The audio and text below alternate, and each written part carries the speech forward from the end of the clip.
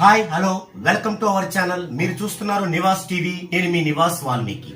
Cosmic వాస్తు series లో భాగంగా ఇప్పటి వరకు మనం 7 మూల సిద్ధాంతాల గురించి చెప్పుకున్నాం. ఈ రోజు 8-9 మూల సిద్ధాంతాల గురించి చెప్పుకుందాం అండి.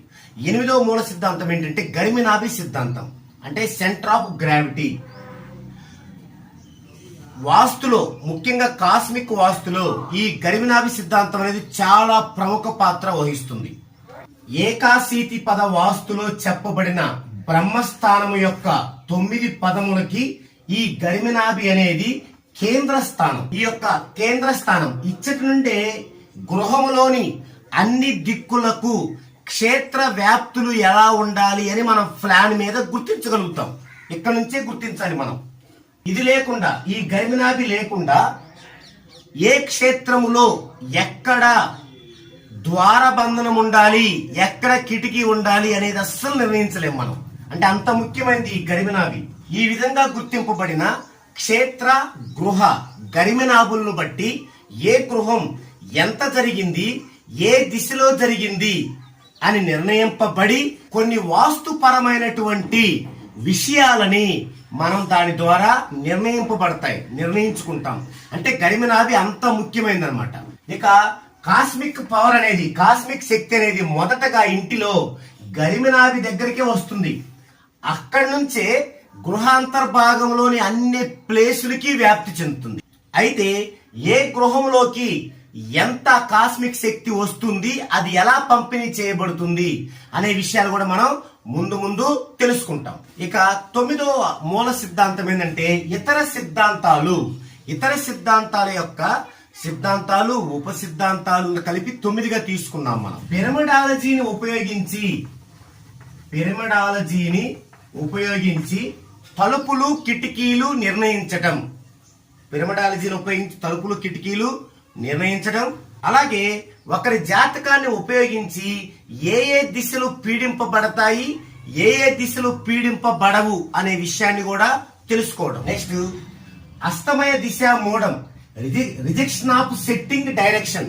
ఈ యొక్క సిద్ధాంతాన్ని అనుసరించి ఏ దిశలు అస్తమయం అవుతాయి, ఏ దిశల్లో సింహద్వారాన్ని ఎత్తవచ్చు అనేది నిర్ణయించడం. ఏ దిశలు అస్తమిస్తాయి ఎందుకు తెలుసుకోవాలంటే, ఏ దిశలు అస్తమిస్తాయో తెలుసుకొని ఆ దిశల్లో ఉండేటువంటి అక్షరాలతో మొదలయ్యే పేర్లు గలవాళ్ళు, ఆ దిశలతో మొదలయ్యే అక్షరాలతో పేర్లు గలవాళ్ళు అటు సింహద్వారాన్ని పెట్టుకోకూడదు. ఎవరికి ఇదంతా? డేట్ ఆఫ్ బర్త్ లేని వారికి ఏ దిశలో అస్తమయం అవుతాయో వాళ్ళ జాతక చక్రం ద్వారా తెలుసుకొని ఆ అస్తమయం అయ్యేటువంటి దిశలకు సంబంధించిన అక్షరాలతో మొదలయ్యే ఆ పేర్లు గల వాళ్ళు ఆ దిశల్లో వైపు ద్వారబంధనం ఎత్తకూడదు అనేది నిర్ణయించవచ్చు అనమాట.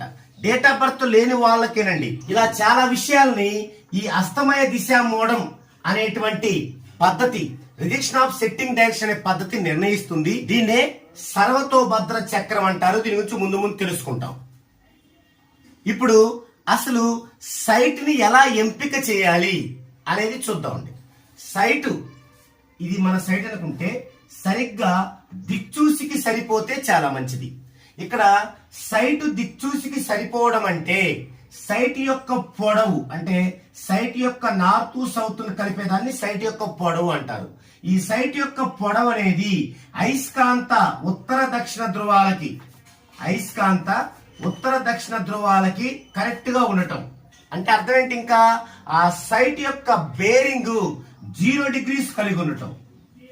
ఇలా ఉంటే మంచిది. ఒకవేళ ఇలా లేకపోతే కనీసం ఈ యొక్క సైట్ పొడవు అనేది అయస్కాంతానికి 60 degrees, అయస్కాంత రేఖకి 60 degrees ఉంటే మంచిది. ఒకవేళ 90 degrees ఉందనుకోండి, 90 degrees ఉంటే ఈ యొక్క సైట్ అనేది ఖచ్చితంగా చతురస్రాకారంగా ఉండాలి.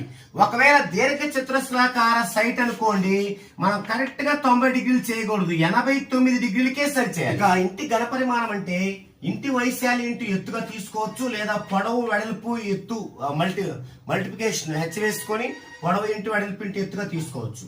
ఉదాహరణకి ఇంటి ఎత్తు గనక 12 అడుగుల 4 అంగుళాలు ఉందనుకోండి, అంటే 376 సెంటీమీటర్లు ఉందనుకోండి.